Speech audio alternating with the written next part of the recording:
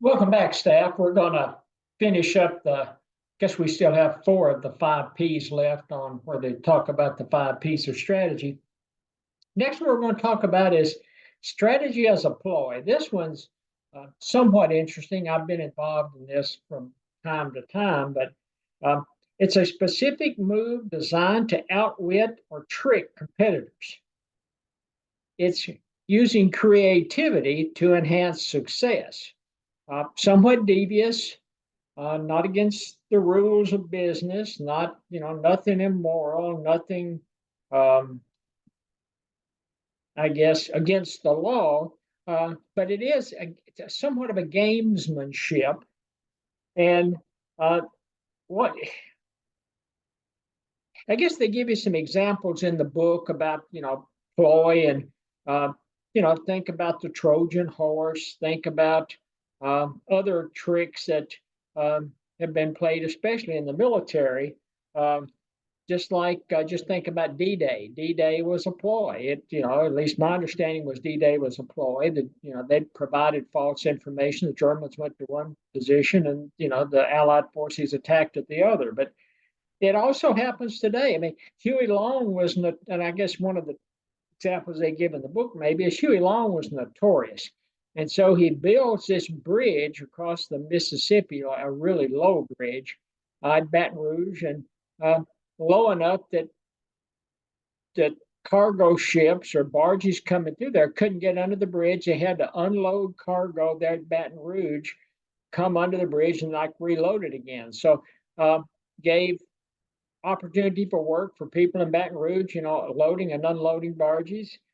That happens all the time in health plans. And again, I've been involved in some of that over the years where you provide disinformation, either disinformation when you're talking to a group of providers um, or a hospital, or you're going to conferences and you let some information slip and the competition grabs it, relates, basically it's misinformation. You float something out there that something we're going to do to the benefit plan. Maybe you were going to low premium pricing. Maybe you were going to lower co-insurance deductibles, out-of-pocket pay for the members. Then the other health plan grabs it, runs with it, and lo and behold, it's actually a strategy that's going to be, from a financial perspective, it's going to be harmful to maybe to another health plan. You see it a lot, information peddling, especially if you're in DC. And I've worked in DC a couple of different times with health plans, and there's just a lot of information that floats around, especially information that floats around at bars and restaurants over around, the Capitol, uh, the houses of Congress, and even in health plans. That it happens at bars in an area. There, bars in Buffalo, things like this happen. Bars in Sacramento, bars in Minneapolis, and disinformation flows. Uh, Wendy's, uh, Dave Thomas was a pretty sharp guy because Wendy's had, and at the time I was in graduate school, so mid to late '80s, the Columbus, Ohio was considered kind of the test kitchen of the United States. And Dave Thomas used his test kitchens in Buffalo to try out a lot of new products. And a lot of those products, he would leak information that, this was going to be the greatest thing since sliced bread. And you'd have other fast food uh, providers jump on top of it and grab it and try to run with it. And lo and behold, it was the disaster for them. So um, Dave Thomas, probably one of the masters of disinformation. So that's what we're talking about when we're talking about ploy. When you're developing a strategic plan, not only are you may be on your company or in your position providing disinformation, but also be really suspect of information that you pick up at a bar, at a golf event, a charity event, a social event. You've got contacts in DC that are maybe they're passing out or telling you, got their ear to the ground and they're telling you what they're hearing, what the Congress is going to do with Medicare, Medicaid. Just be really careful and go back and do your due diligence and run your analytical processes and make sure that the information that you picked up actually makes sense before you roll that into your strategic plan. And then the third one is the strategy as a pattern. It says the extent to which a company's activities over time are consistent. Consistency is important if successful. However, just because you're successful in a given market economy, don't be either unwilling to change if you think the market economy is going to change, but more importantly, be really careful to change and accepting the risk of change if you're not sure that the market economy is going to change. So consistency is great. Patterns, consistencies, if you're profitable and you're doing a really good job, or if your company's doing a really good job in their industry, in that particular market, consistency is a great thing. It's your formula for success. Whether it's mission, vision, culture, whatever's driving that consistency and driving those patterns. If you're successful, that's great. But I will always keep your ear to the ground and be forward thinking, because what are you going to do if that market economy either definitely changes, or you have the perception, or you've picked up some information that might imply that the market economy is going to change. It's consistent patterns that drive excellence. You've got Blue Cross Blue Shield programs. They've been consistent year over year, and they're driving excellence. You've got outfits like Kmart that tried to change their pattern, and it was just a complete disaster. They talk about competitive and comparative advantage. That's be forward thinking. Not only about the market and the industry you're in, but forward thinking about what your company is going to do in a particular market or a particular industry. Respond to market challenge by innovating, and that's the key to success from my perspective on a strategic plan, or for any company. Is how creative and innovative can you become as a market leader, and how do you use information to help you be creative and innovative and be able to mitigate the risk that is associated with your particular market or your particular industry. Health plans have been, for the most part, have been pretty successful in navigating market changes, more so than on the provider side. From my perspective, it's providers are a little slow to embracing change and embracing innovation, and health plans, they've been a step ahead, and they continue to be a step ahead. I think another example that they gave when it was talking about, and maybe it was on position. I guess we'll get to it in a few minutes when they talk about Winn-Dixie. And a consistent pattern, though, unfortunately, could breed predictability. And when it talks about breeding predictability, it can be detrimental if your competitors actually grab this pattern and use the pattern against you. But also, predictability can breed complacency. And no company needs to remain complacent unless you're a monopolistic environment. And even in a monopolistic environment, there's no guarantee that you're going to have continued success. So even if you're a monopoly functioning in a market, you've still got to be creative and innovative and build those innovative processes into your strategic plan. And the fourth one they talk about is strategy as a position. A company's place in the industry relative to its competitors. You talk about in economics, you talk, especially in an oligopoly, you talk about mutual interdependence. And that's where that, the decision that one firm and an oligopoly decision they make is not only going to impact them, but it's going to impact the decision processing or decision-making processes of other firms in that oligopolistic market. So, we saw it in Buffalo on the hospital side. You had Mercy Health System, you had Kaleida Health System, and the two 800-pound gorillas in the market, and they were hospital systems, and decisions that one made definitely impacted the other. I saw it when I was at HealthNet in San Diego. You had Scripps and you had Sharp, the two huge hospital systems, and they were constantly making decisions and counterbalancing. It was almost like a chess game with them in San Diego and with Mercy and Kaleida in Buffalo. Chess games, trying to outwit the other one, using ploy, using strategy as a position, and they were constantly trying to negotiate and maneuver and outwit each other. You consider a company, considers the company in competition. You have tiered branding positioning. Think about at least a few years ago, you had Old Navy, you had Gap, you had Banana Republic, all owned by the same company, but they had tiered branding positions within that overarching umbrella of companies.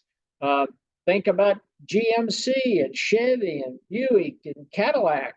Again, General Motors, but they all have their certain branding positions. Most people think of Chevy as being kind of on the lower end of the price spectrum. As you work your way up, you've got Buick, you've got Cadillac, and then you've got GMC that, at least in some lines of GMC models, are actually, competition with Cadillac at this point. So think about, tiered branding positions. Think about McDonald's, and when they're competing with other fast foods. I gave the example, I guess, in the first segment, talking about Burger Chef and McDonald's. And now we're talking about in the industry, McDonald's compared to some of the other up and comers. So there's always companies that are trying to shuffle and gain position within the market. And if you're developing a strategic plan for your company in a market or in an industry, you have to be not only aware of your organization's positioning in that market, but the potential, not only the current position of your competitors, but what does the future look like, and what could be the potential repositioning of competitors as you go forward. And you're going to especially build that in with the 1-year strategic plan, a 3-year strategic plan, maybe a 5-year strategic plan. You've got to spread that information out and make educated guesses. I've always found that in strategic planning process, rather than just focusing in on a particular option or a particular strategy, I've tried to develop, multiple strategies, either short run or long run, and take those multiple strategies and assign probabilities of occurrence to them.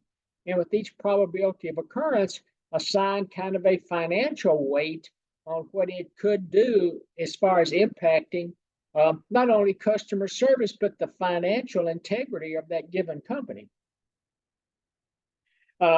You've got, unique strategic spaces, and they talk about Southwest, and, Southwest functions on customer service. They function on, unique goods. And Southwest has always taken the approach that it's what not to do is as important as what is to do. And so you've got Southwest there. You've got, Nordstrom. Nordstrom has built its reputation on customer service and unique goods and being able to provide unique goods and services to a consuming population. You want to focus on a position, look at competitive advantage, and greater success may require changing positions. You may be forced to change your competitive position as you develop your strategic plan based on the information that you're gleaming from, a particular market or a particular industry. And that's where Winn-Dixie came in, and they chose a few years ago, kind of like Kmart, to go and take a risky approach And it could be profitable, but strategy must be based on your solid market research. And in this situation of Kmart and Winn-Dixie, it didn't work out. Um, go back to your old financial classes. It's all a trade-off of risk and reward. But when you're looking at risk and reward, you better have your ducks in a row, and you better have done a an in-depth analysis of the information so that you know exactly what the probabilities of success are going to be for different options, and also tie some financial constraints or some financial outcomes to those probabilities of success. And then strategy as a perspective and how executives interpret the competitive landscape around them. That's extremely important. And it doesn't matter what market economy you're in, what industry, what market you're functioning in. It's, how do the leaders, so how does senior management, I guess, understand, interpret, review the information that's available to them. So now we're looking at, competitive intelligence. We're looking at competitive advantages. The senior management team at Blue Cross Blue Shield of Buffalo did a very good job in understanding the market around them and understanding the information. United Healthcare does an excellent job in the healthcare environment when they understand the information and the markets around them. It's listening to a financial show today on, I guess it was Fox Finance, and they talked about that United Healthcare may be moving into what they call the Magnificent Seven on one of the stock exchanges because they do such a good job in the healthcare arena. Let's see, what else?